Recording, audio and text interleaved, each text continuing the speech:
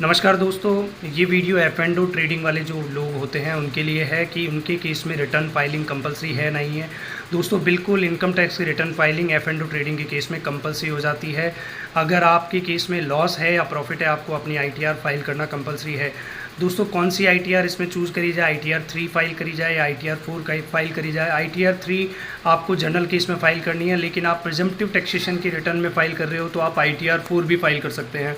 दोस्तों क्या आपको ऑडिट करानी है या नहीं करानी? अगर आपका टर्नओवर 1 करोड़ से कम है तो आपको ऑडिट की नीड नहीं है, लेकिन आपका टर्नओवर 1 करोड़ से ज़्यादा है तो आपको ऑडिट करानी है।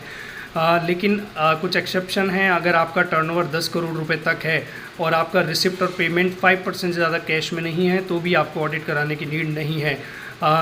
कुछ एक केसेस ऐसे हैं कि क्या लॉसेस के केस में रिटर्न फाइलिंग ज़रूरी हो जाती है क्या? बिल्कुल, लॉस के केस में अगर आप उस लॉस को कैरी फॉरवर्ड करना चाहते हैं तो रिटर्न फाइलिंग आपको कंपलसरी हो जाती है, अदरवाइज़ वो लॉस आपका कैरी फॉरवर्ड नहीं किया जाएगा। कुछ क्वेश्चन आते हैं कि क्या एफ एंड ओ के जो ऑपरेशंस होते हैं वो नॉर्मल बिजनेस ऑपरेशंस की तरह ट्रीट किए जाते हैं या स्पेकुलेशन बिजनेस की तरह ट्रीट किए जाते हैं? दोस्तों ये जो लॉसेज हैं ये नॉर्मल बिजनेस ऑपरेशंस की तरह ट्रीट किए जाते हैं। आप इसको नॉर्मल बिजनेस के लॉस से भी एडजस्ट कर सकते हैं। धन्यवाद दोस्तों।